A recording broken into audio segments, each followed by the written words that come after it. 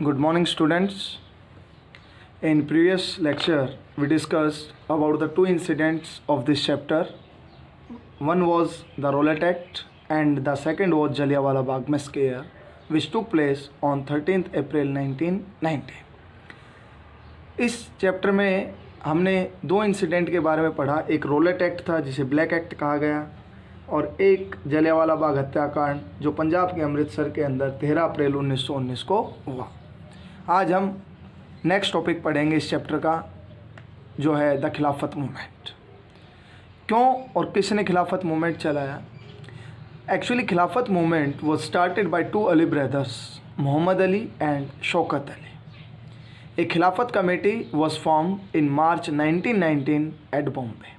मार्च 1919 के अंदर बॉम्बे के अंदर खिलाफत कमेटी का गठन किया गया और दो अली ब्रदर्स थे, मोहम्मद अली और शौकत अली, जिन्होंने खिलाफत आंदोलन को क्या किया था, चलाया था। तो हम स्टार्ट करते हैं आज अपना topic, the Khilafat movement. Mahatma Gandhi felt the need of a broad based movement as the Rowlatt act was limited to cities and towns only. Mahatma Gandhi को ये ज़रूरत महसूस हुई कि अब हमें क्या करना चाहिए, एक बड़ा आंदोलन करना चाहिए, क्योंकि जो रोलेट सत्याग्रह था वो केवल शहरों तक और कस्बों तक ही सीमित था।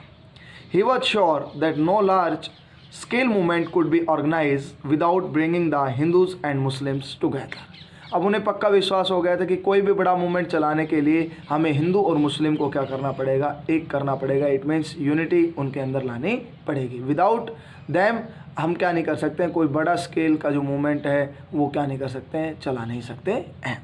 दस ही thought of supporting the Muslims on खिलाफत इशू। इसलिए उन्होंने सोचा क्या करने के लिए, समर्थन करने के लिए मुसलमानों का किस इशू के ऊपर, खिलाफत इशू के ऊपर। अब खिलाफत इशू क्या था, फर्स्ट वर्ल्ड वॉर के अंदर क्या हुआ था, ओटोमन एम्पायर क्या था, ये सब चीज़ें अब हम क्या करने वाले हैं, डिस्कस करने वाले हैं। Now the facts related to Khilafat issue are as follows. Ottoman Turkey was defeated in the First World War. Ottoman Turkey प्रथम विश्व युद्ध के अंदर हार जाता है एलाइज नेशन से, क्योंकि उस समय ओटोमन टर्की जो था वो सेंट्रल पावर का क्या था, पार्ट था। फर्स्ट वर्ल्ड वॉर जो 1914 से और 1918 के बीच में हुआ, और ये दो अलायंस के बीच में हुआ था। एक थे सेंट्रल पावर्स में ऑस्ट्रिया, हंगरी और आपके कौन थे, आपके ओटोमन एम्पायर थे, और दूसरे थे एलाइज पावर्स जिसके अंदर यूएसए, यूएसएसआर, ये सारे कंट्रीज़ थे। तो इस युद्ध के अंदर, प्रथम विश्व युद्ध के अंदर ओटोमन एम्पायर क्या हो जाता है, defeated by the allies forces. The Khalifa, अब खलीफा कौन होता है, खलीफा जो spiritual head of Islamic world होता है उसको बोला जाता है। The Khalifa was the head of Ottoman empire. उस समय जो खलीफा थे, हेड ऑफ ओटोमन एम्पायर थे टर्की के, and spiritual head of the Islamic world. There were rumours that the British would impose a harsh treaty on Khalifa limiting his temporal powers. अब अफवाहें फैली कि ब्रिटिशर्स क्या करने वाले हैं, जो खलीफा की शक्तियों को क्या करने वाले हैं, कंट्रोल करने वाले हैं, उसकी शक्तियों पर नियंत्रण करने वाले हैं। इन मार्च 1919, मार्च 1919 के अंदर एक Khilafat committee was formed in Bombay to defend Khalifa's power. अब खलीफा की पावर को सुरक्षित करने के लिए, इट मीन्स डिफेंड करने के लिए कि खलीफा की पावर पर कंट्रोल नहीं करना चाहिए, इसके लिए एक कमेटी का गठन किया गया, जिसको हम किस नाम से जानते हैं, खिलाफत कमेटी के नाम से जानते हैं, जो मार्च 1919 में दो अली बंधुओं के द्वारा, शौकत अली और मोहम्मद अली के द्वारा स्थापित की गई। Ali brothers, Muhammad Ali and Shaukat Ali began discussing with Mahatma Gandhi on possibility of a united mass action on this issue. अब मोहम्मद अली और शौकत अली ने महात्मा गांधी जी से बात की कि क्यों नहीं हम एक यूनाइटेड स्ट्रगल करें, किसके खिलाफ, ब्रिटिशर्स के खिलाफ। क्यों ना हम एक ऐसा मूवमेंट चलाएं जिसमें हिंदू और मुस्लिम साथ होकर क्या करें, ब्रिटिशर्स का विरोध करें। Seeing this as a opportunity to gain Muslim support. अब महात्मा गांधी इसी अवसर की तलाश में थे कि कब उन्हें मुसलमानों का क्या मिले, समर्थन मिले, कब हिंदू और मुस्लिम एक साथ आएँ।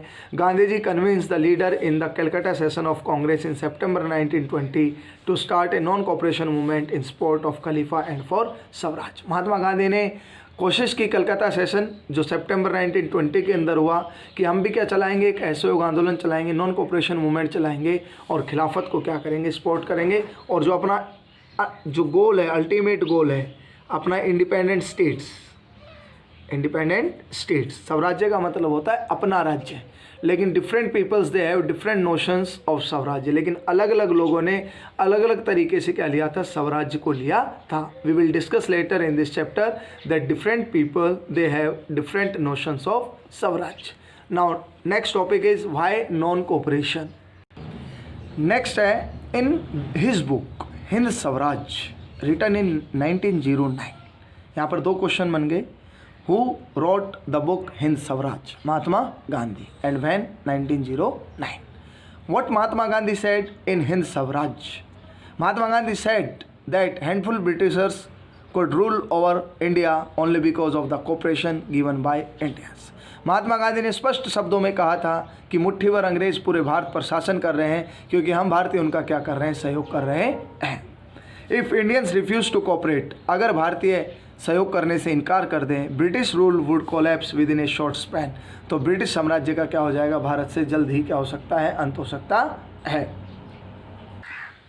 महात्मा गांधी ने साफ शब्दों में स्पष्ट कर दिया था कि अगर अंग्रेज़ों को यहाँ से, इंडिया से अगर क्या करना है, भगाना है, तो हमें उनको क्या नहीं करना पड़ेगा, कोऑपरेशन नहीं करना होगा। If we cooperate it means वो हमारे यहीं पर रहेंगे। So Gandhi ji wanted to start a non cooperation movement and the movement was initiated in the following manner. Mahatma Gandhi proposed 3 stages in which non cooperation movement launched। First, it should begin with the surrender of titles. सबसे पहले जो stage थी वो थी surrender of titles. The titles which were given by the Britishers to Indians, these were surrendered by the Indians. सबसे पहले उन उपाधियों को लौटाना जो अंग्रेजों के द्वारा किसको दी गई थी, भारतीयों को दी हुई थी। जैसे रविंद्रनाथ टैगोर ने सर की उपाधि जलियांवाला बाग हत्याकांड के विरोध के अंदर क्या कर दी थी, उन्होंने अंग्रेजों को वापस लौटा दी थी। सेकेंड स्टेज क्या थी, there should be a boycott of civil services, army, police, courts, legislative council, school and foreign goods. Boycott of foreign goods and services, it was the second stage which was proposed by Mahatma Gandhi. कि हमें विदेशी वस्तुओं का क्या करना है, बहिष्कार करना है। पुलिस, आर्मी, कोर्ट, कोई भी जो विदेशी संस्था है हमें उसके अंदर पार्टिसिपेट नहीं करना है।